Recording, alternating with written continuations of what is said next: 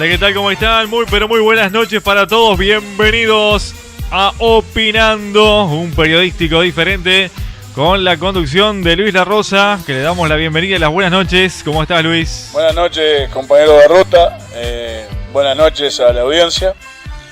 Me gustaría que diera los números de teléfono para comunicarse a los oyentes, porque ahora vamos a tener un invitado, por ahí quieren preguntar o quieren preguntarnos algo a nosotros, comentar algo o quejarse por algo. Las vías de comunicación, por favor, Iván. Vamos a dar la vía de comunicación. Pueden mandar un mensaje de texto o pueden mandar un WhatsApp al 099 4306 31 099 4306 31, o si lo desean pueden llamar al teléfono fijo al 4447 5040. Muy bien. Bueno, decir que hoy estaría cumpliendo sus 105 años mi viejo. Él vivió 99, así que nos acompañó bastante. Bueno, y hoy estaría llegando a sus 105 años si estuviera conmigo. Bueno, un recuerdo para él. Hemos visto con beneplácito que han tapado los pozos, o parte de ellos, en la calle 8 de octubre, que está muy fea, calle del Cura, y también en el barrio Chispero. Pero no las calles que entran al barrio, que están francamente intransitables. Pero algo es algo, con los menguados recursos que cuenta el municipio, que dicen tener los distintos concejales y también la alcaldesa. Bueno, por lo menos se ha movido un poco la pelota y se está haciendo algo. Esperemos que sigan tapando pozos, que sigue habiendo mucho. El lamentable caso quería tratar también del trabajador rural que fue agredido por un capataz negrero y alcahuete por negarse o protestar porque hacían 14 horas de trabajo, cuando la ley dice que la jornada no puede exceder de las 8 horas diarias, ¿verdad?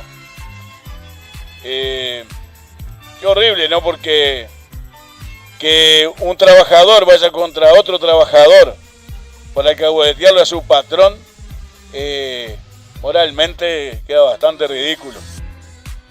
Y decir también, porque esto fue en Salto, pero traducir esto a la zona nuestra. Digo, en mi zona de Aguas Blancas, si me vienen algunos inspectores del Ministerio de Trabajo por mis pagos ahí, hay algunos establecimientos vecinos donde hacen horas extras que no son pagadas. Trabajan mucho más de 8 horas los empleados. También los he visto trabajando los domingos y días festivos, días feriados no laborables, ¿verdad? Y hasta el 1 de mayo he visto trabajando gente en ese establecimiento. Yo les sugiero a los peones rurales a no callarse, hagan valer su derecho. Las leyes laborales están de su lado y se han hecho para cumplirlas. No tengan miedo, que si no trabajan en ese lado, van a trabajar en algún otro. Pero que no se dejen negrear, que la esclavitud ya pasó, y menos que los presionen o que los castiguen o que lo asusten o que le apunten con un arma o que le apunten con un talero, como pasó con este muchacho de Salto. Tenemos que defendernos nosotros mismos. Tenemos que aprender a defendernos nosotros mismos, no esperar que nos defiendan los demás. Y también tenemos que defender nosotros mismos la forma que tenemos de defendernos los ciudadanos en un régimen democrático cuando vamos a votar. Pensarlo al voto, no el color del voto, pensarlo al voto, porque por ahí usted está votando un negrero de eso, que según supuestamente en este caso, en otros puede ser de otro pelo, el estanciero que es un señor Esteves muy conocido, pertenece a la gente del Pompito a la calle. Si votamos a la calle va a haber muchos negreros. Entonces hay que pensarlo al voto un poquito.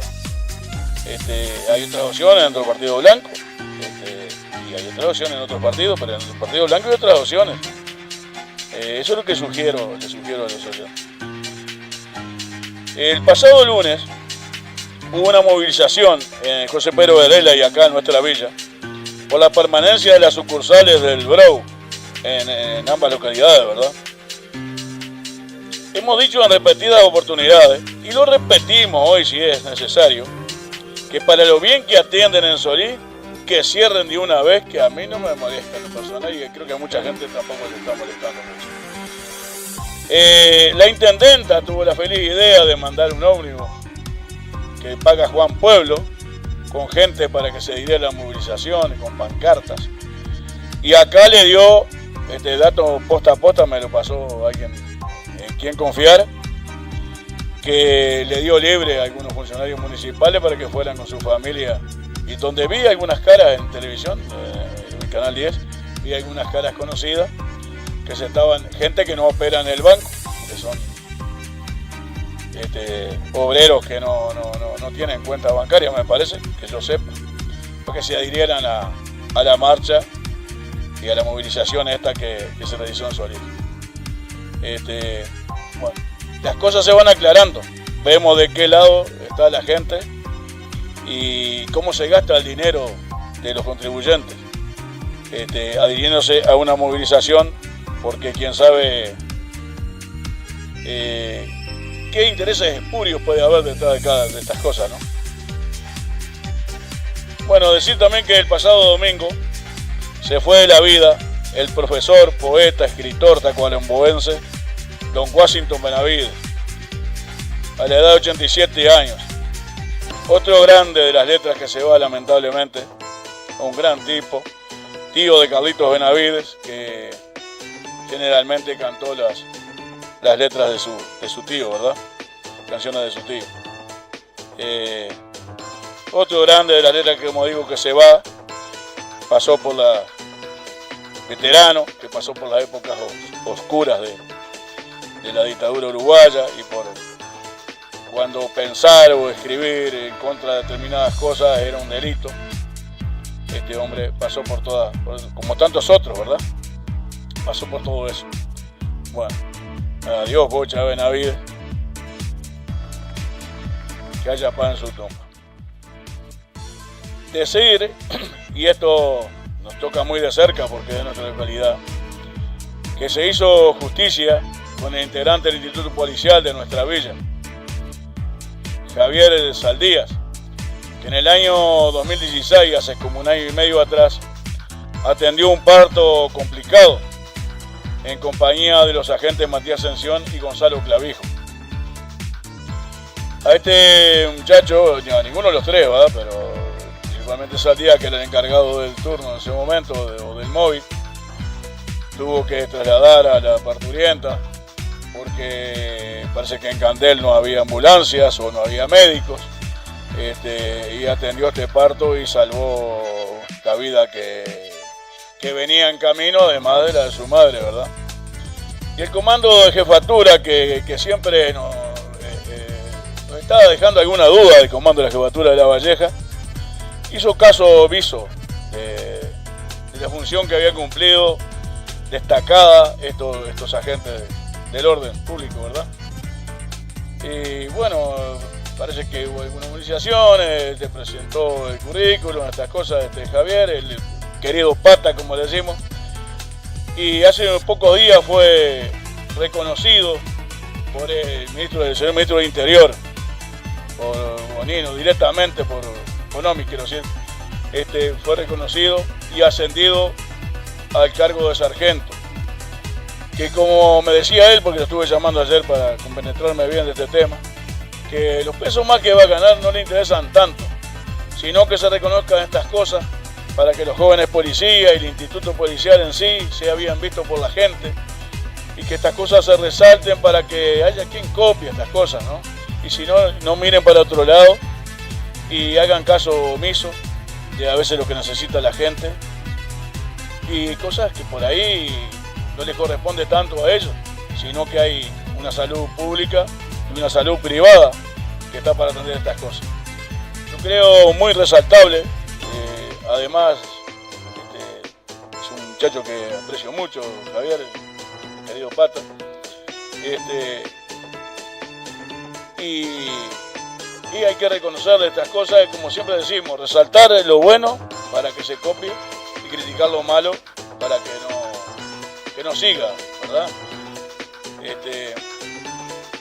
Entonces, quería decir esto, que estamos un poco atrasados en el tema porque fue hace 1 año y medio, pero recién ahora, porque nosotros tenemos televisión y hace muy pocos días fue reconocido por el señor ministro, que me parece a mí que es un hombre justo.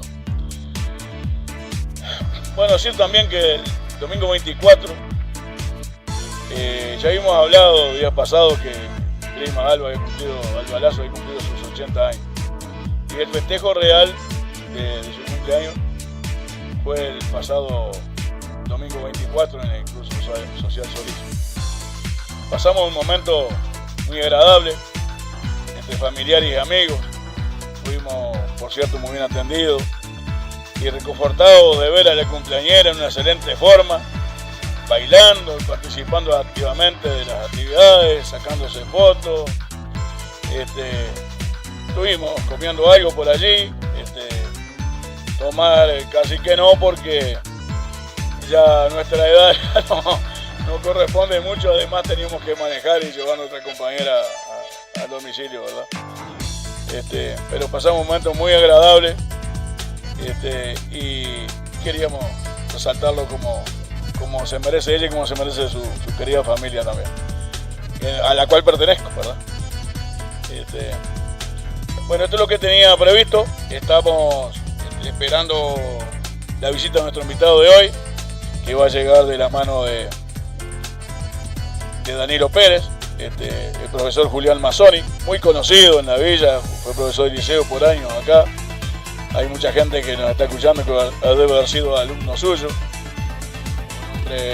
Muy preparado, que actúa en política hace muchos años también, un hombre vocacional,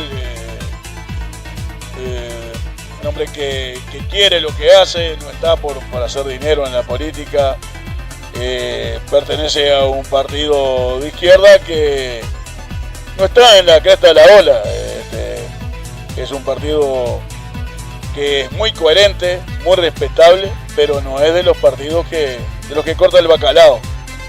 Y bueno, queríamos tener la palabra de Julián, que aprovechando que andaba por Solís, y estamos esperando que llegue en cualquier momento con Danilo.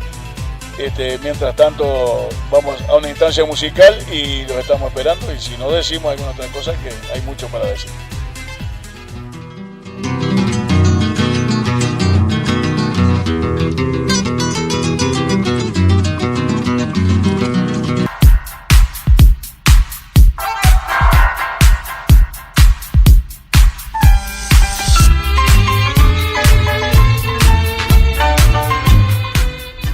Bueno, mientras estamos esperando a nuestro invitado que está a llegar, me habían pedido días pasados un amigo un poema de Santos,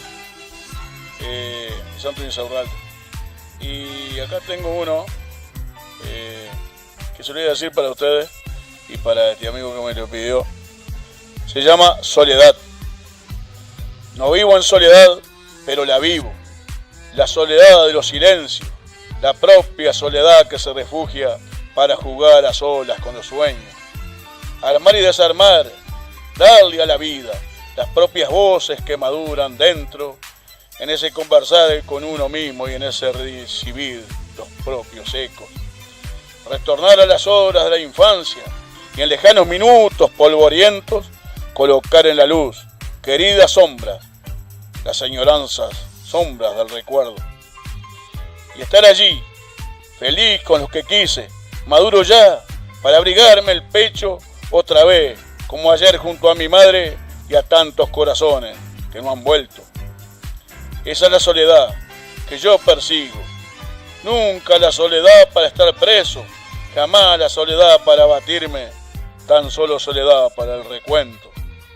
Imaginar sin vallas que detengan, adelantar los pasos en el tiempo, y descubrir el mundo que buscamos, el anhelado mundo del afecto.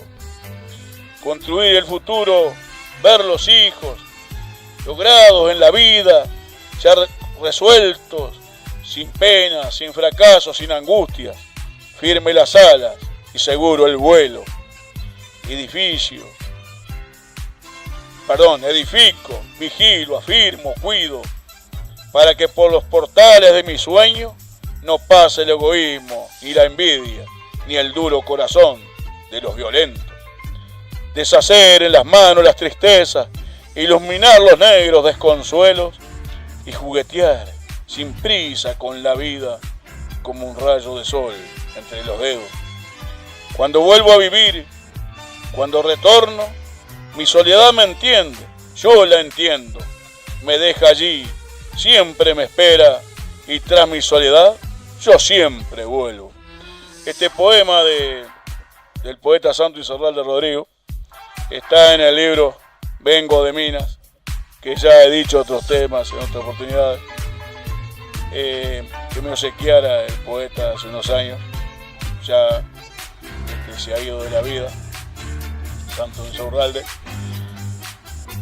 Un hombre que, como decíamos la otra vez, no triunfó en la política demasiado, pero que se llevó un lindo recuerdo, dejó en la gente un lindo recuerdo, y por su andar sobre la vida, por su modestia, por su humildad y sobre todo por sus versos, que un montón de ellos grabó el cantor Carlos Paravís, Santiago Chalar, y otros andan derramados en el viento, porque la verdad que cuando uno escribe un verso, después que lo larga la opinión pública, ya dejan de pertenecerle.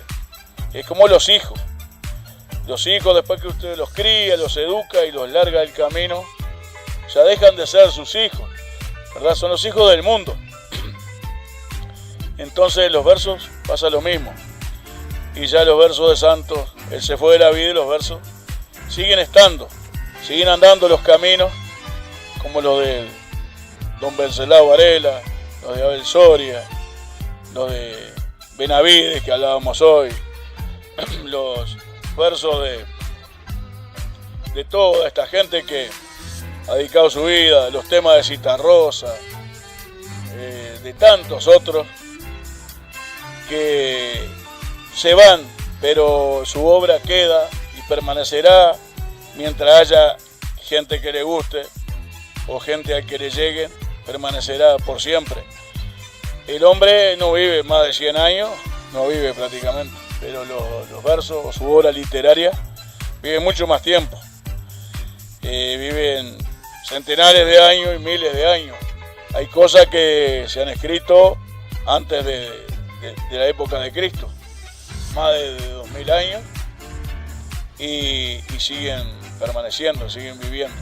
Por eso yo siento un profundo respeto por los escritores, tanto los que escriben en prosa como los que escriben en verso, como los que escriben en obras de teatro, los que escriben guiones de películas, porque, como digo, ellos se van de la vida y su obra queda, permanece, y depende de nosotros, depende de los que quedemos, de los que vienen después de nosotros, de que se sigan manteniendo esas cosas en el recuerdo y la persona siga estando viva en la obra literaria que creó y que dejó en la tierra, ¿verdad? Por eso quería, a veces apurado, uno dice un poema, recita un poema, yo no soy recitador, más bien lo digo, pero el tema es muy otro, el tema del escritor, del poeta, que queda esa obra por los siglos de los siglos. Próximamente va a venir un viejo amigo de la provincia de Aiguá que escribió un libro hace poco, Fogones del Anochecer se llama, que tuve el privilegio de ser uno de los que escribí una prólogo, una introducción, digamos, y lo vamos a tener por acá. También un hombre mayor que ya tiene su nana, un poco mayor bastante que nosotros. Lo vamos a tener acá, ya lo van a sentir, lo van a escuchar.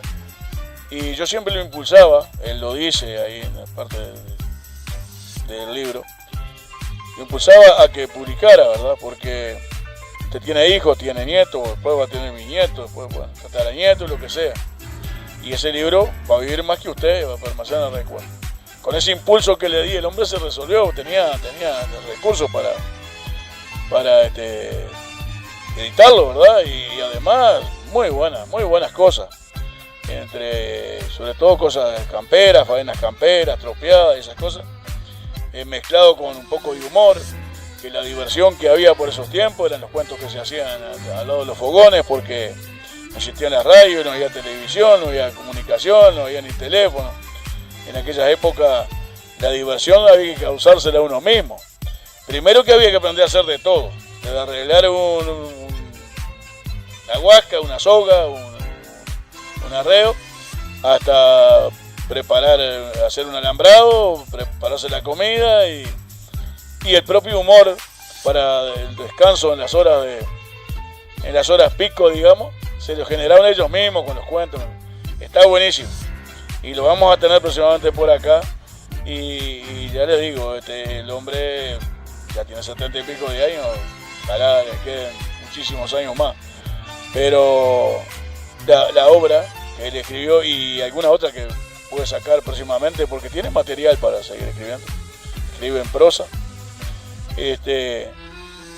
cuentos cortos, más bien, pero va a permanecer por mucho tiempo, mucho más allá de lo que uno permanece. Como digo, el ser humano lo máximo que puede vivir son 100 años y no todos llegan a 100 años. Digo, recién decía, mi padre vivió 99, la mamá de él vivió 90 y pico, este hombre se llama Andrés Rodríguez Velázquez, así se llama.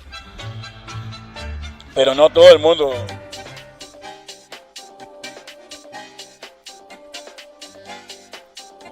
La obra, si tiene algún valor y hay quien la recuerde y quien la traiga a colación en el futuro, va a permanecer por mucho tiempo, como las cosas de Don Vencelado, como Ovidio Fernández Río, otro poeta que admiro. No era un poeta campero, pero era un gran poeta que, bueno, no sé, si fuera vivo tendría más de 150 años a esta altura, ¿no? Y tantos otros poetas que hemos tenido por suerte, ¿no? El Uruguay somos de protestar mucho, de comer mucha carne, pero también hemos creado, hay gente muy capaz, por suerte, algunos no tan reconocidos, otros sí, todas las cosas hay que pagar derecho de piso, hay que pagar un peaje, algunos ingenieros jóvenes de la vida no han llegado a terminar a tener la aceptación total de la gente. Muchas veces lo han aceptado mucho después de muertos, ¿verdad? El caso de Florencio Sánchez, que se fue muy joven de la vida, quedó su obra literaria ahí y hoy es más conocido Florencio Sánchez ahora, que nadie lo conoció, nadie lo vio, porque hace más de 100 años que murió, pero la obra lo está representando y es más conocido ahora que cuando estuvo en las bases terrenales. Se fue muy joven de la vida. Bueno, y así como eso, es la realidad de las cosas.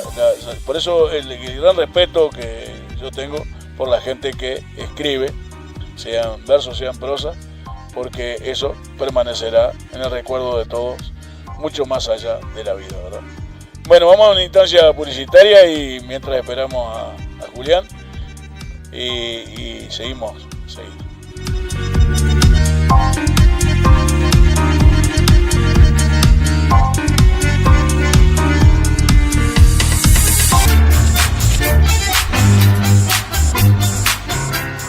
Bueno, acá estamos con Opinando, un periodístico diferente.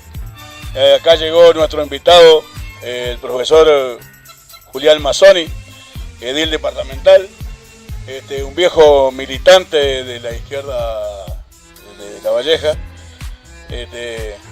Conocimos hace muchos años en plenario y cosas, y además cuando era profesor de liceo yo tenía el boliche al lado, ¿te acordás? ¿Cómo no? Comedor y restaurante. Mi primer trabajo docente fue acá. Ahí está. Bueno, y vine acompañado con el amigo Danilo Pérez, ya conocido la casa, ya está viniendo tan seguido que lo vamos a tener que correr a ver si por unos días. y del Pita San, el querido amigo el Pita San, un viejo militante también, un viejo amigo taxista de Minas en un tiempo.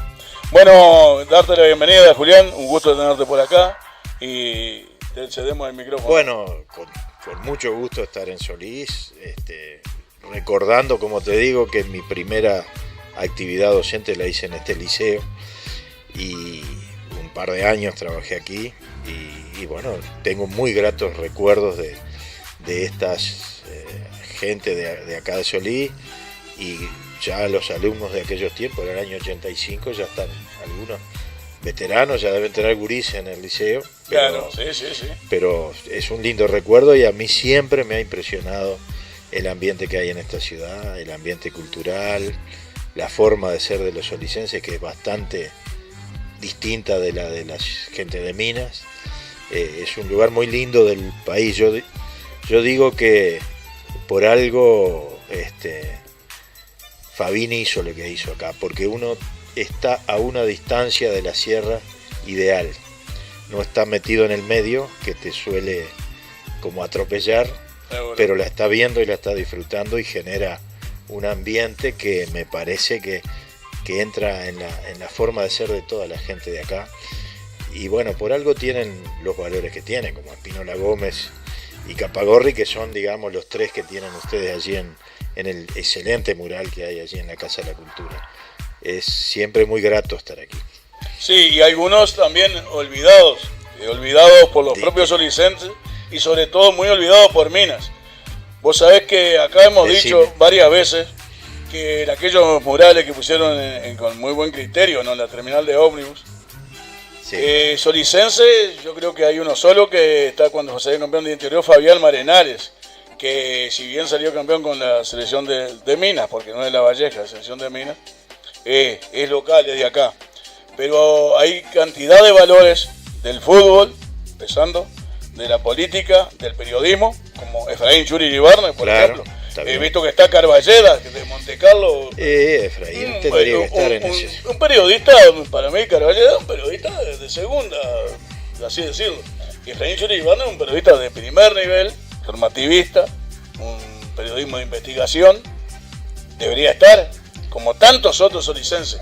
Digo, nosotros nos sentimos bastante molestos con Fabián Marenales, un gran jugador, pero el tío, ¿cómo era? Nelson Bueno, no está, ¿ves? Nelson no está. Nubercano fue campeón mundial con Peñarol, campeón de América y del mundo con Peñarol. Nubercano no está en esos murales de la terminal. Tito Borja creo que era solicense. Tito Borja de Solís tampoco está. Ahí está. Bueno, sí, ya estamos haciendo una lista bastante extensa y hay más, de reclamos. Nosotros cada poco estamos reclamando. Bueno, pero vamos al meollo de la cuestión.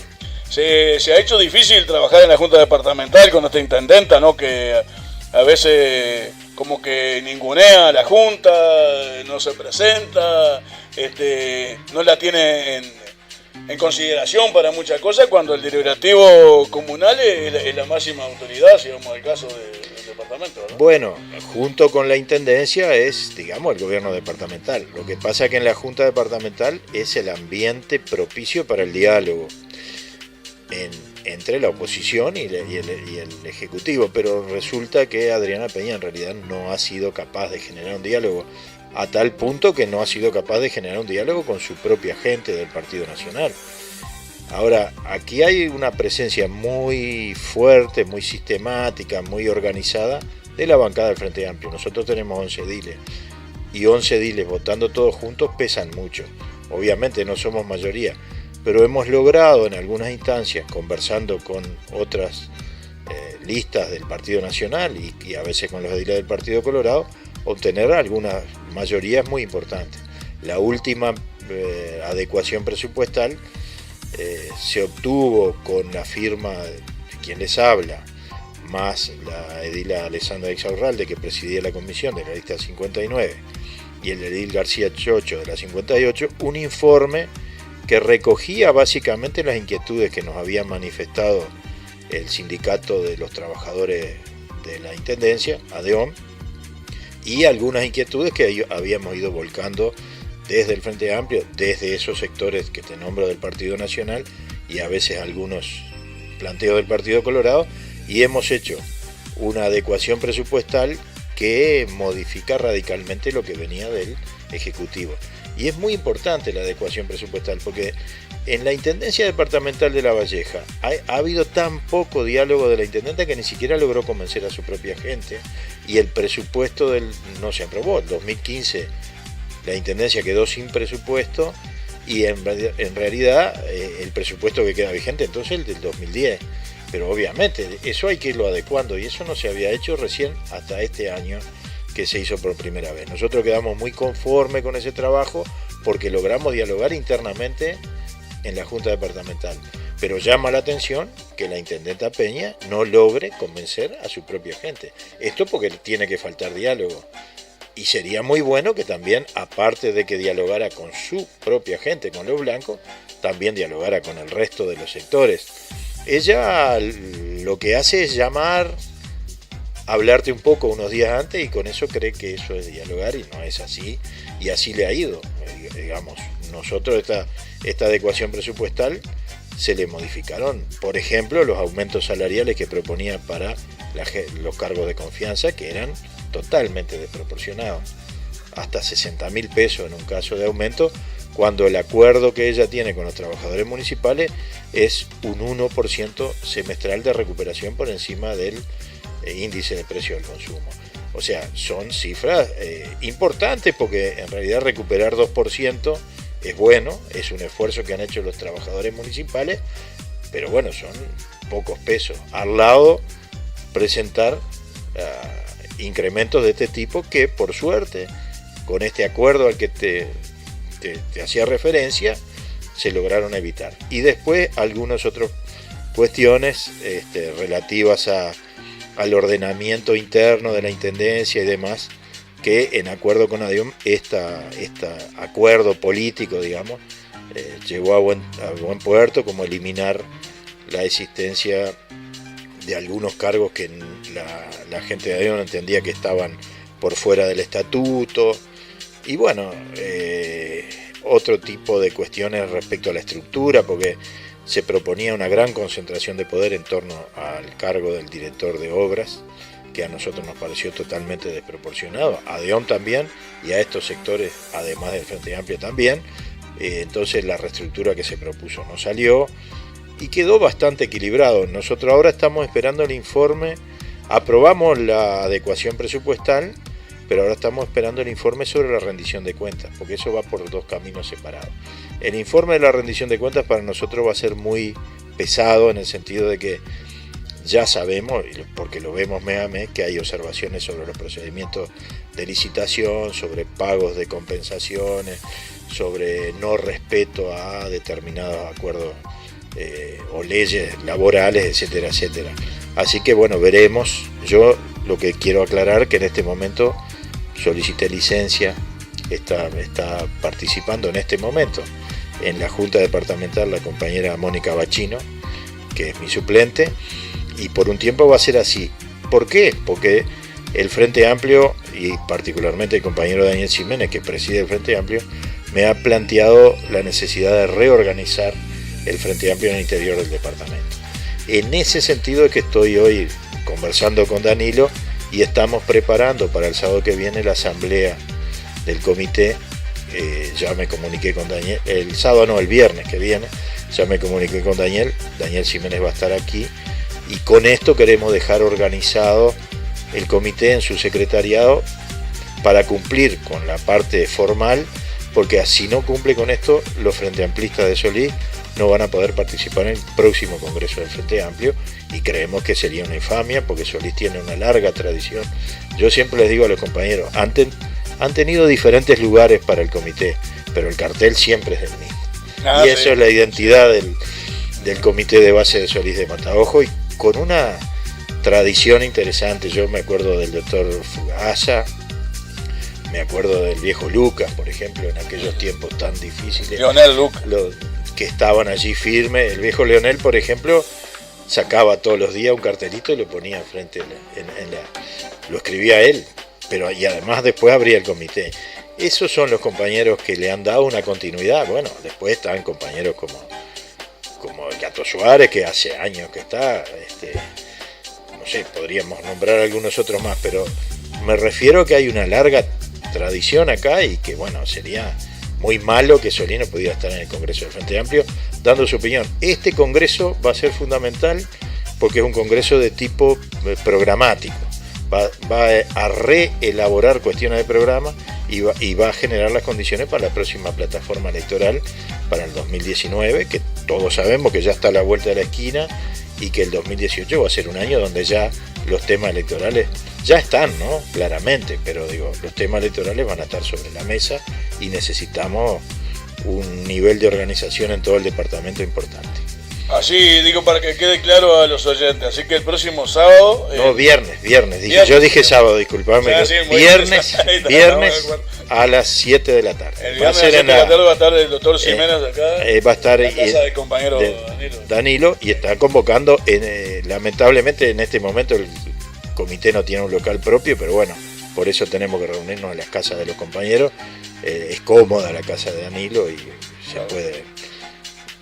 Necesita el comité para quedar constituido por lo menos reunir a 15 frente amplistas que sean adherentes, suponemos que va a haber más, pero digo, se necesitan 15 y armar el secretariado, los secretarios por lo menos de finanzas, propaganda y organización. Con eso el comité queda marchando y está en condiciones de nombrar sus delegados para ese congreso. Y además de hacer la tarea que tiene que hacer un comité de base, que es difundir los logros del Frente Amplio, las cuestiones programáticas, lo que falta. Por ejemplo, la oposición dice que no hay agenda y nosotros decimos que los que no tienen agenda son ellos, porque siempre andan atrás de la nuestra. Y la agenda nuestra es una agenda que implica, por ejemplo, se aprobó la rendición de cuentas con una serie de avances importantes, pero después tenemos... el tema de los cincuentones, que es fundamental y que afecta a mucha gente en este momento, que hay que resolverlo rápido. El tema de la ley de alquileres a mí me parece fundamental porque va a generar la posibilidad de que bajen los alquileres y que mucha gente que hoy no puede acceder a una vivienda digna lo pueda hacer. Tenemos otro tipo de leyes en toda la agenda de derechos, porque dicen Frente Amplio no tiene agenda y tiene toda la agenda de derechos por delante, que sigue trabajando en ella y saliendo de esta crisis política que tuvimos, que hay que reconocer que fue importante, que culminó con la renuncia del compañero Sendik, retoma la actividad al frente de la Asamblea General como vicepresidente de la República, la compañera Lucía Topolansky, y reorganiza de alguna manera los vínculos con la oposición, porque con todo esto que estaba pasando, Sendik no estaba en condiciones de conversar con los demás partidos. Va a haber una gran aceleración de los temas que estaban pendientes en el Parlamento y nosotros tenemos mucha confianza de que se va a superar definitivamente la crisis, que, insisto, no fue una crisis institucional, porque aquí en el medio de toda la situación el país siguió funcionando, el Consejo de Ministros siguió funcionando. Fíjense que Sendik renuncia un sábado, el miércoles siguiente ya estaba todo totalmente normalizado y siguió funcionando el país de la manera como lo venía haciendo sin ningún problema.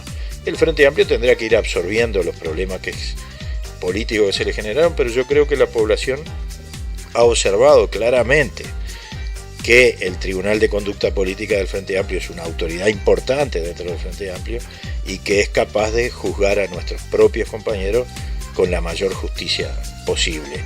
Y también yo creo que más allá de que los errores importantes que cometió Sendik, tuvo la dignidad de presentarle a su propio partido político, que lo llevó al cargo que tenía, la dimisión, porque ya era insostenible la situación en la que estaba. Él dice que va a seguir trabajando y eso nos alegra mucho. Veremos, ahora se tiene que someter al dictamen del pueblo y eso es lo que corresponde. Mientras tanto, el Frente sigue marchando y está preparando su campaña electoral para el 2019 y 2020, como están haciendo todas las fuerzas políticas del país. Yo dije desde el principio, hace como 3 meses estuvo Javier Unquier, fuimos por acá, y le preguntaba a Javier qué opinaba. Bueno, en ese momento estaba la cosa muy indecisa. Digo, yo para mí que Sendik tiene que dar un paso de costado, porque el daño que le va a hacer en este caso al gobierno, ¿no? Al partido del gobierno, va a ser muy grande. Si da un paso del costado, esto se subsana fácil, y dentro de 4 o 5 años o 3 años el tipo puede volver a la actividad. Pero si lo echan, si espera que lo echan, o por ahí la justicia lo castigara, esa herida ya no cerraría tan fácil. Bueno, es probable. Y fue lo que hizo y bueno, ¿Te habrá consultado a vos? No, pero fue lo que hizo y me parece que está perfecto. Me parece que fue lo correcto. No, yo te digo que lo que está pasando me parece que la gente está viendo. Inclusive yo no quiero empezar a dar palo, pero otros acontecimientos que han sucedido posteriormente han demostrado que en otras tiendas las cosas no se resuelven de la misma manera. ¿Y por ejemplo, tribunal de conducta política? Solamente hay en el Frente Amplio, ¿no? No conozco, digo. Estos otros, los partidos tradicionales tienen unos tribunales de ética que le llaman ellos, pero no tienen, digamos, el peso que tiene el Tribunal de Conducta Política del Frente Amplio. Veremos cómo lo resuelvan. Ojalá se resuelva bien también este tema. Yo creo que hay una muestra. Ayer la Junta Departamental de Soriano no votó el inicio del juicio político. Lo deberían haber hecho, me parece. El Frente Amplio con sus 7 ediles lo votó. Yo quiero señalar que nosotros acá tenemos 11 y que si el Frente Amplio quiere hacer un juicio político no precisa ningún voto más. Obviamente que esa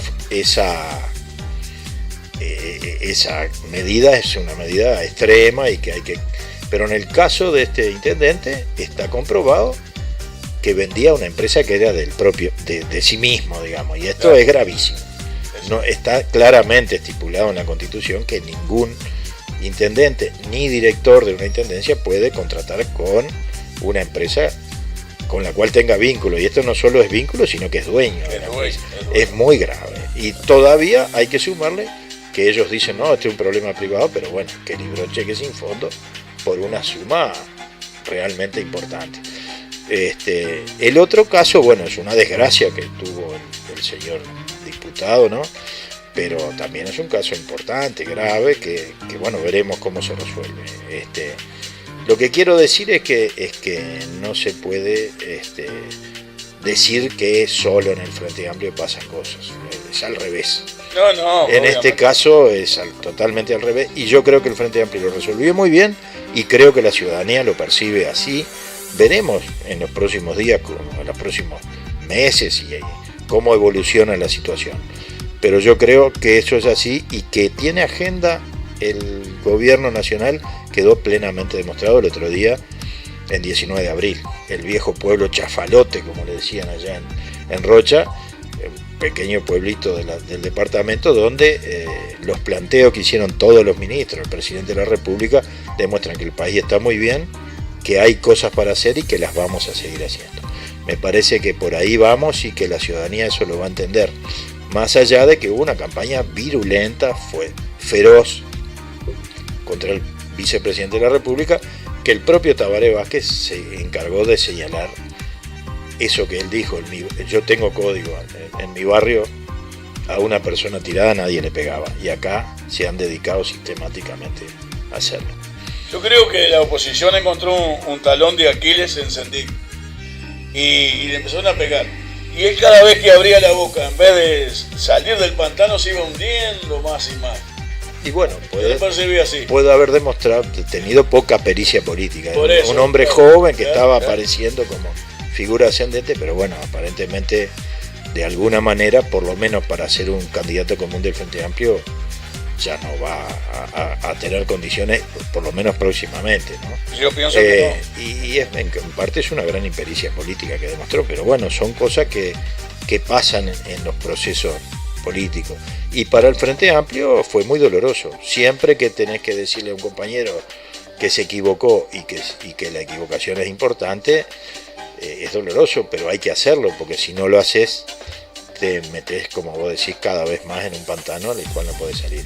Y el Frente Amplio surgió como alternativa a un proceso de gran corrupción en el país, porque los partidos blanco y colorado de alguna manera se potenciaron después de la dictadura, pero hay que recordar lo que eran en el año 71, 72, 73, antes inclusive, porque, por ejemplo, pasaban cosas como la infidencia en el año 68 de un dirigente político que después fue presidente de la República. Vos podrías pensar en el año 68, 69 y 70 que Jorge Valle, después del episodio de la infidencia, iba a reaparecer políticamente y ganar una elección nacional. Sin embargo, eso pasó. Y persiguiendo a todos los orientales. Y lo hizo. Entonces, nadie se... Creo que la frase de Sanguinetti, ¿no? No hay muertos, hay heridos graves, decía Sanguinetti, en materia política. Y bueno, acá hay una herida grave. Claro, sí, sin duda. ¿Cómo ves el frente afirmado para la próxima elección departamental? Bueno, yo el otro día tuvimos el acto de aniversario de mi partido y me tocó hablar a mí en nombre de los compañeros de acá. Nosotros lo que decimos es que el Frente Amplio en La Valleja tiene una estructura armada. Todavía le falta potenciarla, pero nosotros tenemos, por ejemplo, una mesa departamental que, bueno, primero hicimos una elección interna y elegimos nuestras autoridades. El compañero Daniel Ximénez obtuvo un respaldo muy importante y después los diferentes sectores tuvimos los respaldos que tuvimos y conformamos de esa manera la mesa departamental. La mesa departamental está compuesta por Daniel Ximénez, sus dos vicepresidentes, que los propuso él y los aprobó el plenario, el compañero Ernesto Cesar y la compañera Cristina Sagaceta, y después la mesa departamental tiene dos delegados del MPP, dos de la 2121, dos de la 1001, uno del Partido Socialista y uno de Marcha Frente Amplista. Los demás sectores no alcanzaron una representación electoral que los haga miembros plenos de la mesa departamental, pero sí están en el plenario y además pueden participar con voz y sin voto en la mesa y concurren. Además hay delegados de los comités, se eligieron los delegados de las circunscripciones y el delegado del plenario nacional. Todo eso está marchando perfectamente. Desde ahí se formaron las comisiones de propaganda, de finanzas, electoral, de organización. Ahora hay una comisión que yo integro que está muy interesante, que está elaborando la estrategia política para el departamento a partir de un documento nacional que es la estrategia hasta el año 2020 del Frente Amplio. Y además cada comité está armando sus propias estructuras. Nosotros estamos preocupados por lo de Solís porque la fecha límite es el sábado que viene y lo vamos a hacer el viernes. Ya los compañeros tuvieron un intento y por problemas organizativos no lo pudieron concretar. Así que ahora yo transmito en nombre de Daniel, porque estuve conversando con él, la preocupación que él tiene porque necesita Solís resolver este tema, y yo, que he sido nombrado para una comisión que se encarga de los temas del funcionamiento del Frente Amplio en el interior, estoy trabajando en ese sentido con el compañero. Y eso me parece que esa estructura la tenemos. Ahora hay que mejorar la llegada que tenemos a la población, explicar mejor lo que ha hecho el gobierno nacional, que a veces es muy bueno y la gente no lo entiende. Por ejemplo, la obra esa que se inauguró en Minas, la avenida Javier Barrios Morín y la plazoleta Río Branco, que es una obra muy importante para la capital del departamento y por lo tanto para todo el departamento. El 80 y tantos % del financiamiento es del gobierno central. Sí, yo le he estado diciendo eso. Y eso hay que explicarlo. Y otras cosas que se hacen, es decir, esas cosas la gente las tiene que saber y el frente tiene que saber comunicarlas, ¿no? A veces en eso nos equivocamos. Pero estamos estudiando la estrategia para llegar a todo eso. Y después lo otro que yo digo es qué estrategia vamos a usar en la relación con la intendencia departamental. Eso que tú me preguntabas al principio, es muy difícil la relación con la intendenta Peña. Entonces nosotros lo que tenemos que demostrarle a la población es que el Frente Amplio puede hacer oposición, pero hace oposición preparándose para hacer gobierno. Y tiene propuestas que las vamos a también difundir frente a la población. Podemos hacer cosas como esta que te dije, que junto con los trabajadores nucleados en ADIO, más algunos sectores del Partido Nacional que tienen diferencias con la intendenta Peña y el Frente Amplio, se puede hacer un acuerdo que permita encontrar una solución al problema. Una gobernabilidad, digamos. Bueno, pero nosotros lo que decimos es que si bien esto es importante, ¿por qué pasa que el Partido Nacional, teniendo garantía, no puede manejar teniendo mayoría, no puede manejar esas mayorías? lo que se necesita, porque ¿cómo funciona la historia electoral en La Valleja? Funciona que aparece un blanco que dice que el otro blanco que está en la intendencia es un desastre y que él va a venir a resolver los problemas. La gente cree que cambia y vota a ese otro y resulta que sigue pasando exactamente lo mismo. Entonces nosotros le tenemos que decir a la ciudadanía que la forma de cambiar cómo se hacen las cosas es cambiando de partido que gobierna, un partido que va a proponer una estructura de la intendencia nueva y desterrar definitivamente el clientelismo. Esas son, digamos, básicamente lo que nosotros estamos tratando de demostrar. Yo creo que con esta cuestión que yo te señalo, logramos demostrar que se puede hacer desde la oposición una oposición constructiva, pero nosotros decimos, bueno, pero ¿por qué vamos a seguir padeciendo los mismos problemas que vamos a llevar 30 años de gobierno del Partido Nacional en La Valleja?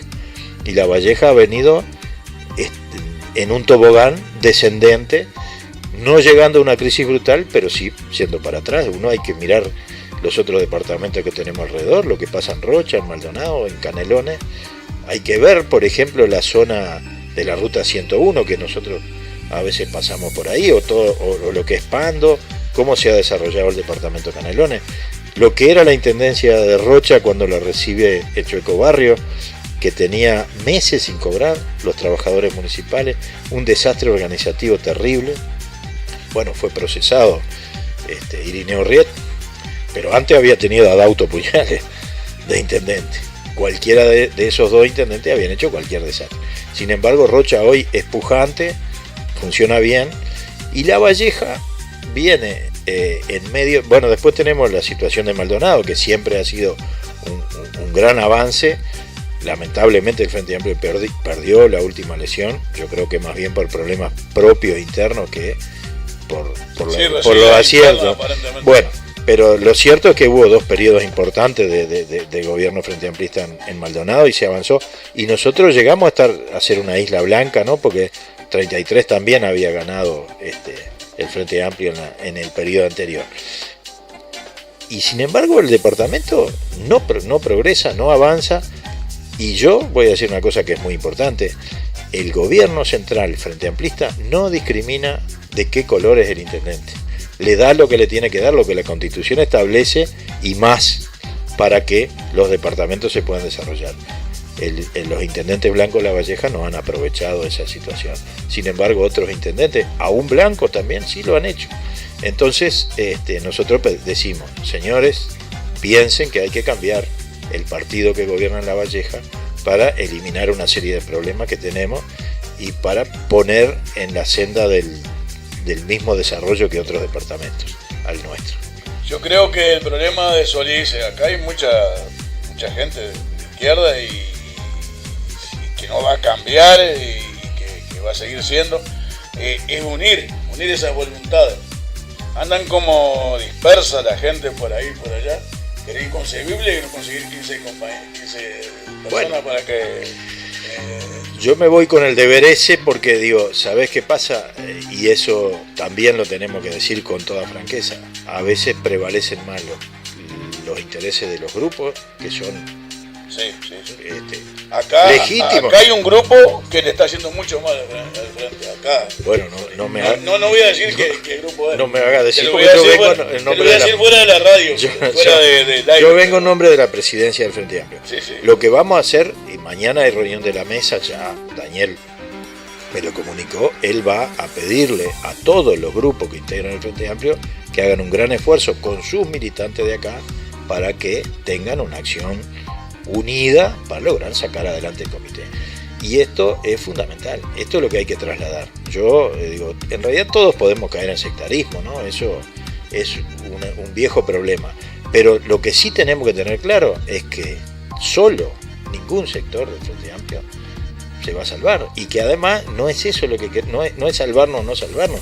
Nosotros concebimos al Frente Amplio como una herramienta para transformar el país, y en realidad se ha demostrado que esa herramienta funciona bien, porque llevamos ya 2 periodos y medio de gobierno y se han hecho muchísimas cosas. Todavía faltan, porque en 12 años no se arregla un país que tenía problemas gravísimos, como todo el mundo sabe. Tendrían que recordar la crisis del 2002. A veces parece que la gente se olvida de eso, ¿no? Se olvida de que había 40% de pobreza, se olvida de los salarios, del índice de desempleo que había, de los salarios que había, de las jubilaciones que había, de los problemas de seguridad, porque ahora parece que son terribles.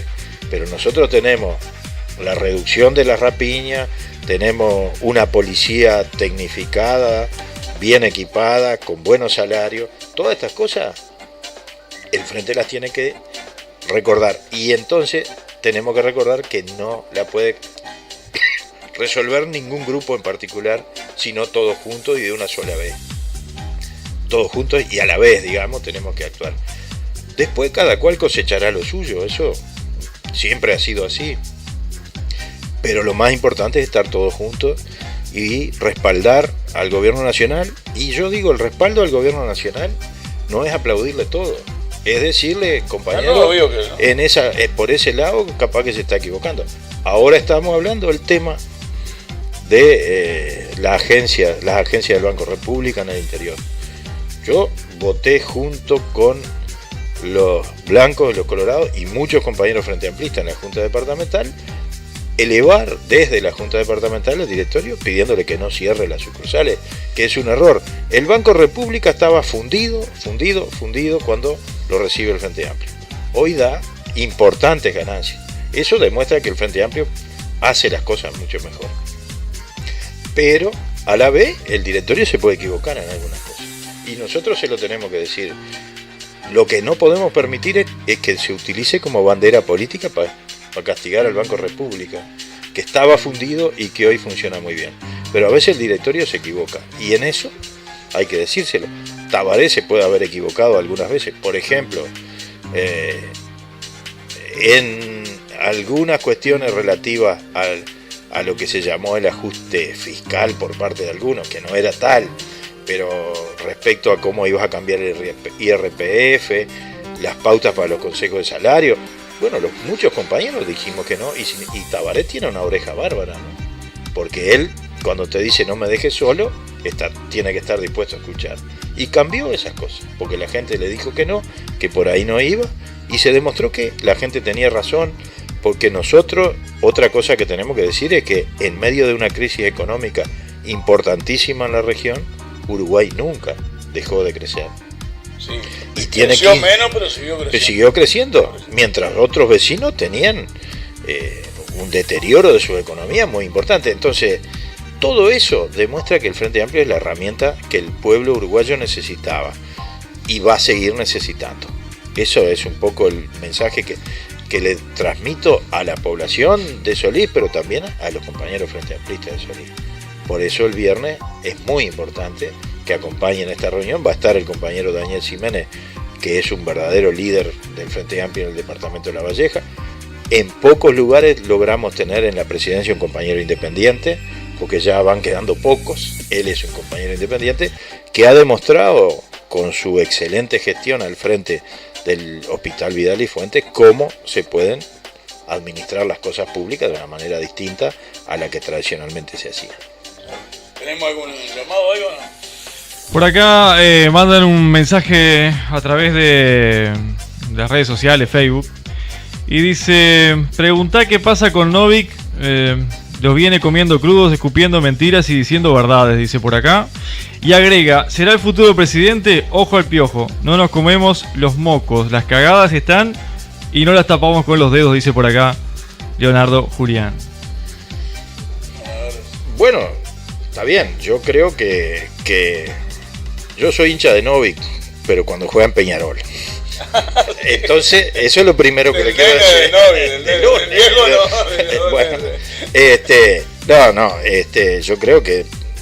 Yo no creo que ese tipo de política tenga en el Uruguay mucha perspectiva. Puede haber algún crecimiento, y yo creo que el crecimiento de Novik en última instancia va a perjudicar a los partidos tradicionales, pero no creo que perjudique el Frente Amplio.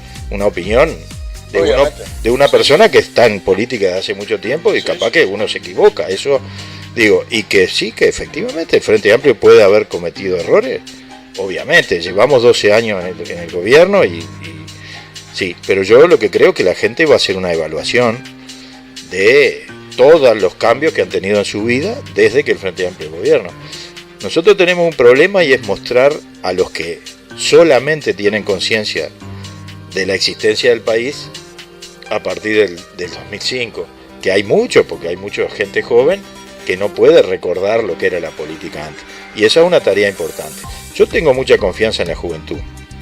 Creo que se forman, que se informan y que van a decidir correctamente. Y después tengo mucha confianza en que la gente tiene que ver los cambios que ha tenido en su vida.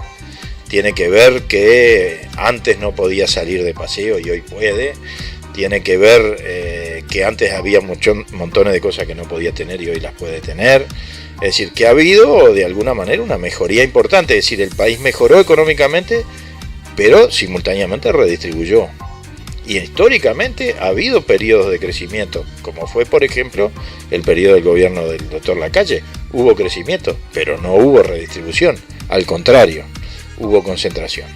Entonces, yo creo que el Frente puede hacer muchas cosas más y acepto que se me diga que hemos cometido algunos errores, como no, pero yo no creo que la gente no haga una evaluación correcta. Yo tengo plena confianza en que va a haber un cuarto gobierno frente amplista y vamos a estar peleando un cuarto gobierno con mayorías parlamentarias. Por más, acuérdense todos los vaticinios que había en la campaña anterior, que se había terminado la mayoría parlamentaria, que capaz que en la segunda vuelta la calle Pou podía ganar. Bueno, las encuestas se equivocaron profundamente y uno que es un político viejo ya, que andaba trillando y repartiendo listas, sabía que las encuestas se estaban equivocando. ¿Por qué?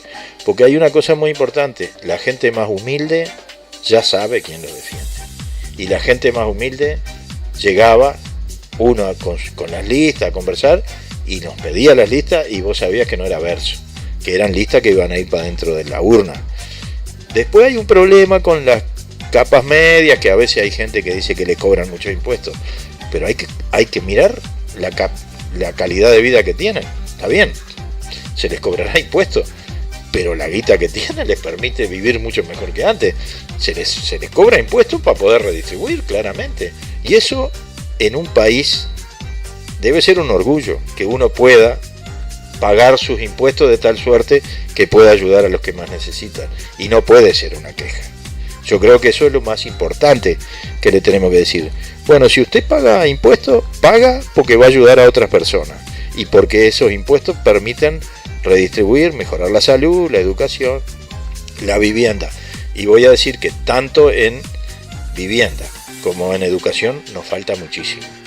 Nos hemos equivocado en algunas cosas y lo tenemos que reconocer. Yo creo que Novi, dicho con todo respeto, es un cadáver político. Recién acaba de empezar a hacer política y es un cadáver, ya murió. El candidato de la derecha, el gran candidato, es la calle Pou. Ahora, yo confío mucho en el intelecto de los uruguayos. Recién estaba hablando acá sobre los intelectuales, la gente de letras, la gente que escribe, la gente que escribe poesía, que escribe cuentos, bueno, todo lo que es literatura, ¿no? Y es el voto es bastante intelectual. Yo no creo que la gente que piense el voto pueda votar así nomás a la calle, sobre todo, como decías vos, los de menores recursos, la gente pobre, la gente que ha sido ayudada con este gobierno, que ha dejado de pasar hambre. Yo no creo que tiren el voto con la calle Pou. Viene con una infraestructura, por supuesto, de la derecha, del capitalismo, pero es el gran candidato de la derecha, no sé si coincidís para mí. Sí, primero tiene que ganar la elección interna. Sí, obvio. ¿No? Porque le ha parecido una competidora importante, ¿no? Y la Rañaga tendrá su espacio también, digo. El Partido Nacional va a tener... A mí me molestaría menos lo personal que ganara la Rañaga que ganara la calle. Bueno, por eso digo, primero la calle tendrá que ganar la interna de su partido. Eso será lo primero. Y después veremos, ¿no? Porque no es lo mismo una campaña para enfrentar a la calle Pou que para enfrentar a la Rañaga. No es lo mismo. Y esta otra diputada, ¿cómo es que se llama? Alonso. Que es una muy buena candidata aparentemente. O sea, cualquiera de los tres van a competir por la nominación del Partido Nacional. Y bueno, aparentemente el Partido Colorado está muy desfondado, tiene muy poca presencia en las encuestas. Todavía en esta elección creo que no. Entonces, sí, la lucha va a ser entre el Frente Amplio y el Partido Nacional. Pero insisto, no sería lo mismo enfrentar a Larrañaga o a Alonso que a la Calle, porque la Calle tiene un perfil mucho más de derecha, mucho más conservador, aunque él haya hablado de la positiva y toda esa otra historia, pero no votó ninguna ley que fuera la ley de 8 horas para el peón rural no votó la ley de 8 horas, no votó el tema del aborto, ellos están, digamos, el sector ese está abrazado a las formas más conservadoras de la política nacional. Lo pueden presentar de la forma burguesa, digamos. Lo pueden presentar de la forma más linda, ¿no? Porque te lo venden como un producto, como cualquier otro tipo de producto, pero en realidad, si uno rasca un poco, encuentra atrás posiciones muy conservadoras y que van a significar, en caso de que gobiernen, lo que está pasando tanto en Brasil como en Argentina, ¿no? Es decir, un retroceso de toda la conquista que hemos tenido en este periodo. En Brasil eliminaron la ley de 8 horas, así nomás. Es brutal, es 100 años para atrás, o más de 100 años para atrás. En Uruguay tiene más de 100 años la ley de 8 horas. Pago en especie, la posibilidad de echar gente sin ningún tipo de justificativo, son cosas muy graves. Eliminar los consejos de salario. Entonces, me parece que la gente va a pensar bien. Yo tengo confianza, la gente está molesta con muchas cosas y yo acepto. Yo tengo compañeros de militancia que están molestos y hablamos y hay cosas que nos gustaría que se hicieran de otra manera. Pero si uno hace un balance general de lo que han sido los 3 gobiernos del Frente Amplio, son muy superiores a los últimos gobiernos de los partidos tradicionales. Yo no me quiero remontar muy atrás, pero ponele desde la Calle, Sanguinetti y Jorge Valle, los 3 últimos gobiernos de los partidos tradicionales significaron un brutal deterioro de la situación de los uruguayos. Y después del 2005 en adelante ha habido un avance muy importante en un montón de rubros que uno los puede analizar punto por punto. Eso es, digamos, lo que la gente debería ver y lo que nosotros tenemos que explicar con toda humildad, porque cuando la gente nos dice que nos equivocamos en alguna cosa, debe tener razón. Muchas veces tiene razón. Pero bueno, hay que ver lo que era la salud pública, lo que es ahora, lo que era la enseñanza pública y lo que es ahora, porque está bien que hemos errado muchas cosas. Pero yo siempre digo, yo hace años que trabajo en secundaria, hace 32 años que trabajo en secundaria. Cuando yo empecé, los liceos, en invierno, los gurises pasaban un frío terrible. En el liceo que yo voy, hay en cada uno de los salones un aparato de aire acondicionado. Entonces, miren un poco esas cosas. Había que estar, y yo siempre decía, nosotros también pasábamos frío, pero en la sala de profesores teníamos una estufa que juntábamos plata entre todos y prendíamos la estufa. Así que esos 5 minutos de intervalo agarrábamos un poquito de calor. Los gurises tenían que esperar en el patio, muertos de frío. Y eso pasaba. Y eso en todo el país es así. ¿Hay problemas en infraestructura educativa? Sí. ¿Hay problemas en los programas? Sí. Pero es muy superior la situación que tenemos ahora. Porque además, antes recibíamos gurises con hambre, con padres desempleados, que también generaban un problema dentro del aula. El aula era embromada y los gurises ya venían con problemas. Hoy no pasa eso. Hoy la situación, las condiciones de aprendizaje son muy superiores. Falta mucho todavía por hacer en educación, pero todas esas cosas, los salarios de los docentes no son todo lo que uno quisiera, pero están en un proceso de aumento importante. Entonces, y yo me refiero a una cosa en la cual yo trabajo, pero hay que mirar la salud pública, lo que era el Hospital Vidal y Fuente y lo que es ahora. Está bien, hay un lío en el Hospital de Rivera, pero a Toriani lo van acompañando blancos, colorados, frente amplistas. El pueblo en su conjunto dice, no nos saquen a este hombre porque miren el hospital que tenemos ahora. Entonces, esas cosas capaz que no estoy defendiendo a Toriana, capaz que se equivocó en la parte administrativa, etcétera, etcétera. Obviamente no he hecho ni un peso para el bolsillo, eso todo el mundo lo tiene claro. Pero además, ese hospital es tan bueno que la gente sale de las mutualistas, la gente de FONASA, y se va para el hospital. Y en realidad lo que pasa en el fondo es que hay sectores importantes que consideran la medicina una mercancía, que no pueden soportar que la salud pública le saque gente. No pueden participar, ¿no? Entonces, bueno, esas son, digamos, las cosas que el Frente Amplio ha logrado poner sobre la mesa. Entonces, salud, vivienda, educación. Vivienda, falta. Pero, ¿cuántos MEVIDES se han hecho? Estamos aquí en uno, pero digo, ¿se van a seguir haciendo? ¿Cuántas cooperativas? Falta. Yo creo que hay que lograr bajar el costo de la vivienda para el pueblo y creo que la ley de vivienda de interés social es un error, que hay que cambiarla y hacer otra. Nosotros estamos desde en este momento reclamando una ley de alquileres que permita que la gente que alquila esté en mejores condiciones de enfrentar la situación económica. Hay cosas por hacer, hay agenda. Eso es lo que nosotros decimos.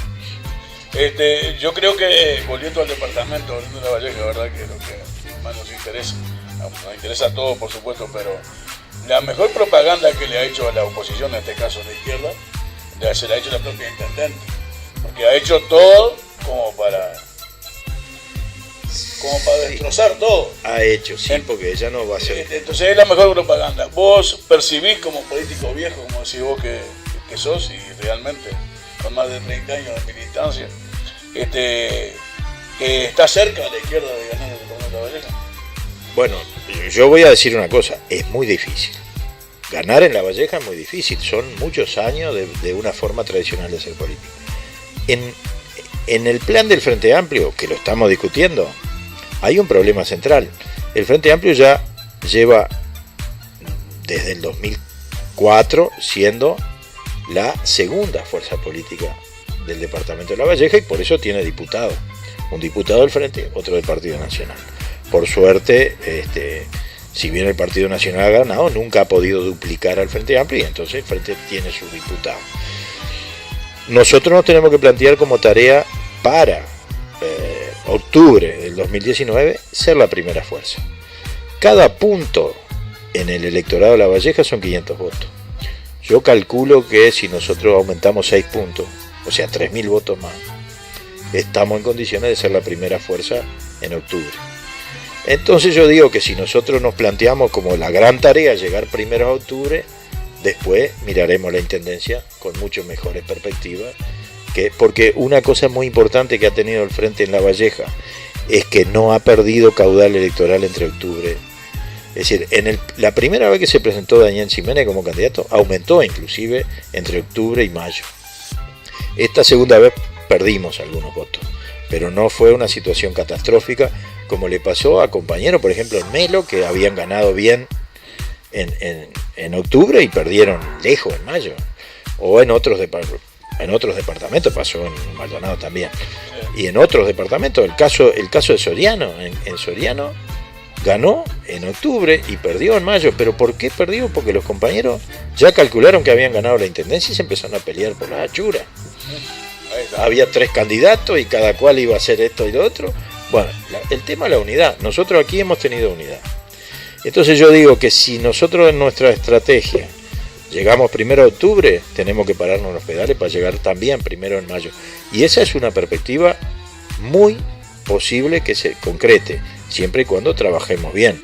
Pero no hay que pensar de ninguna manera que es pan comido, porque no se puede subestimar lo que es el Partido Nacional, el departamento de La Valleja. Y además hay otro problema. En octubre el Partido Colorado vota más o menos bien, no bien, pero vota, y después los votos del Partido Colorado emigran rumbo al Partido Nacional, ¿no? Entonces, esas cosas son las cosas que el Frente Amplio tiene que tener presente. Después la otra cosa que hay que tener presente es que el Partido Nacional en el departamento de La Valleja ha sabido, eso que yo te decía, aparecer como gobierno y también como oposición simultáneamente. Por ejemplo, cuando gobernaba Llorelo, porque había fallecido Leis, apareció Vergara a decir que él era el verdadero continuador de Lacey y Llorelo no, se pelearon entre ellos, juntaron los votos, al final ganó Vergara.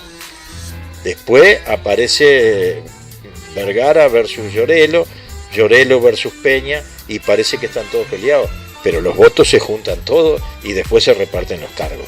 Y eso hay que demostrarlo, hay que hacerlo mostrar a la gente.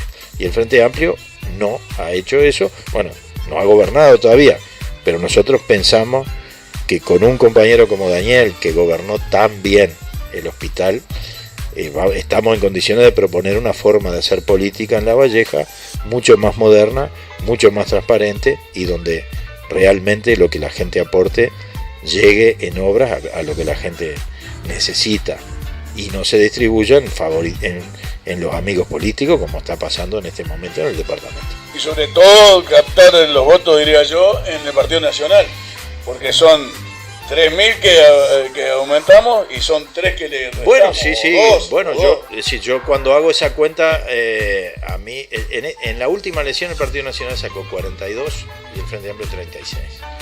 Hay que sacarle algún votito al Partido Nacional, pero no todos. Hay que lograr captar también votos de los colorados, proponerle a los que votan colorado que en el Frente Amplio hay chance de hacer las cosas bien, y que el Frente Amplio va a ser un gobierno de diálogo, porque evidentemente, obviamente que si gana la elección va a tener los 16 ediles, que es la Constitución de la República, pero no va a ganar con la mitad más uno de los votos de la gente. Entonces hay que contemplar a toda la gente que no votó al Frente Amplio, cosa que no hace Adriana Peña con la gente que no votó al Partido Nacional. No solo eso, sino que ni siquiera contempla a los correligionarios de ella, del Partido Nacional, que no la votaron a ella. Los castiga, no les da espacio. Entonces el Frente Amplio tiene que demostrar que las cosas se hacen exactamente al revés. Primero, unidad en el propio Frente Amplio. Y segundo, conversar mucho con los que, estoy haciendo hipótesis, ¿no?, quedarían en oposición, pero que tienen que ser respetados.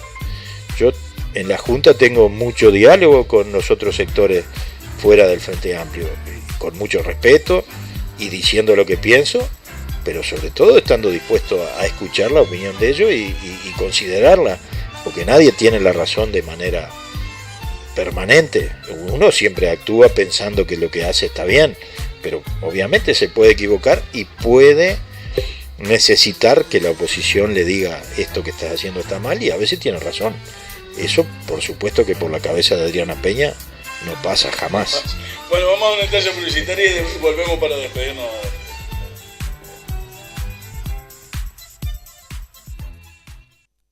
Inicio de espacio publicitario.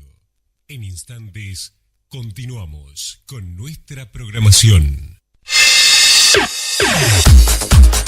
Agustín, bicicletas y motos, reparaciones, venta, repuestos, trabajos garantidos, cámaras y cubiertas de motos, todos los repuestos para todas las marcas y modelos. Avenida Fabini, esquina Sarandí, frente a la plaza, abierto de 8 a 19, celular 099-64-5302. Está con Julián Mazzoni, muy sabrosa, nos hemos sentido muy reconfortados con tus palabras. Queremos que dejes tu mensaje final para la gente de Solís, para nuestros oyentes y para la población del departamento también. Bueno, muy bien, yo también pasé muy bien aquí, sí, como digo, siempre paso bien en Solís. Y lamentablemente no puedo venir siempre, pero fue, como te decía, el primer lugar donde trabajé. Nosotros muy queridos, muy apreciados por sobre todo lo que ellos fueron tus alumnos.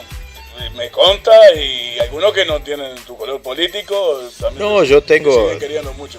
Bueno, uno con los alumnos tiene siempre una relación, si uno que se mantiene, ¿no? Ahora nos estábamos acordando de Doroteo, que fue fantástico como alumno, porque era bravo de lidiar en la clase, pero un muchacho que yo lo recuerdo con mucho cariño, porque no, y él también, y otros muchachos, eso siempre, y después yo qué sé, el mensaje es que acá se pueden hacer muchas cosas. Yo creo que estamos hablando del departamento en su conjunto, hemos hablado de que existen posibilidades de que el Frente Amplio pueda ganar en el departamento de La Valleja, y creo que también puede ganar en Solís de Mataojo. Creo que hay una historia muy buena de los Frente Amplistas de acá, que se remonta a antes de la existencia del Frente Amplio, inclusive, ¿no? Porque digo, aquí hay gente que ha aportado... Viejos comunistas, aquellos de... Bueno, por eso, es decir, hay gente que ha aportado desde siempre y inclusive la propia, digamos, historia cultural del pueblo abre la posibilidad de que la gente sienta su orgullo por pertenecer aquí, que valore lo que es la cultura y el aporte que el Frente Amplio ha hecho a esa cultura. No sé, yo sé que Spínola Gómez finalmente, según dicen, volvió a sus raíces coloradas, pero la bandera del Frente Amplio, la insignia del Frente Amplio, esa FA, es una creación de Spínola Gómez. Cuando uno mira el logo del PIT-CNT, se acuerda de Spínola Gómez. O sea, hay unos aportes de la cultura de Solís a la cultura popular nacional. Y bueno, y después lo que hizo Capagorri con Biglietti, por ejemplo, hay que ponerlo en el acervo más importante de la cultura popular del Uruguay. Ni que hablar de que Fabini nos representa a todos. Así que, y tú señalabas que había otras personalidades de aquí, te referías a Efraín Churidi-Barne, por ejemplo. Alfredo Hernández, poeta y escritor, que es muy poco reconocido. Bueno, siga usted con su lista. Y también de izquierda, ¿no? Y también de izquierda. No, pero, por eso que no es reconocido, porque es de izquierda. ¿Sí? Bueno, digamos, y bueno, cosas que uno ignora, pero en ese sentido yo creo que Solís tiene una gran chance de avanzar hacia posiciones de izquierda y progresista. Y por lo tanto me parece que si nos proponemos ser la primera fuerza en La Valleja, nos tenemos que proponer tener un alcalde frente amplista en Solís de Mataojo. Habrá que ir pensando. Aquí me está acompañando uno de los dos compañeros que nos representan ahí, de los concejales del Frente Amplio, que han trabajado junto con los otros 3 concejales blancos. Y bueno, creo que esa es, digamos, un poco el mensaje. Pero para eso necesitamos que las estructuras políticas que demostraron el vigor que tienen justamente a partir de la crisis política generada, como conversábamos al principio, con la renuncia del compañero Sendik, esa institucionalidad política del Frente Amplio, que es parte de la institucionalidad política del país, tiene que consolidarse, y para eso, discúlpeme que utilice este momento para volver a convocar para el viernes a las 7 de la tarde en la casa de Danilo, donde los Frente Amplistas de Solís de Mataojo, sin ningún tipo de distinción que la de pertenecer a esta coalición y movimiento político, elegirán de nuevo sus autoridades del comité de base. Y yo, como te decía, tendrán que conseguir, por favor, el cartel ese que han dado por tantos lados, pero que es el que ha aglutinado siempre a los Frente Amplistas aquí, en aquellos momentos tan difíciles, ¿no? Porque yo recuerdo que, por ejemplo, el ómnibus donde venía Sereñi, Crotollini y todo, fue apedreado al pasar aquí por Solís de Mataojo. Por la gente de la JUP. En aquellos tiempos, en el año 71. Y eso ha avanzado, y por suerte la tolerancia política ha avanzado.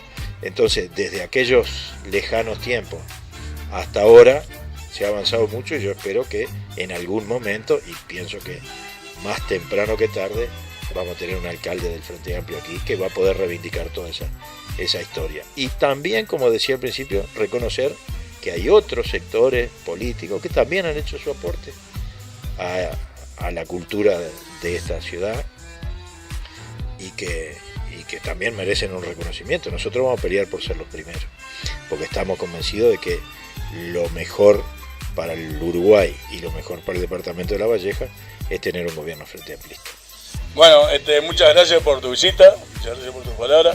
Un abrazo a mi amigo querido Pita, un amigo de muchos años, y bueno, Dani Lola de la casa, ya, medio corresponsal de nosotros. Bueno, un abrazo. Nos despedimos hasta el próximo miércoles, entonces, los oyentes, y acá estaremos, si el barbudo lo permite, el próximo miércoles a las 9:30.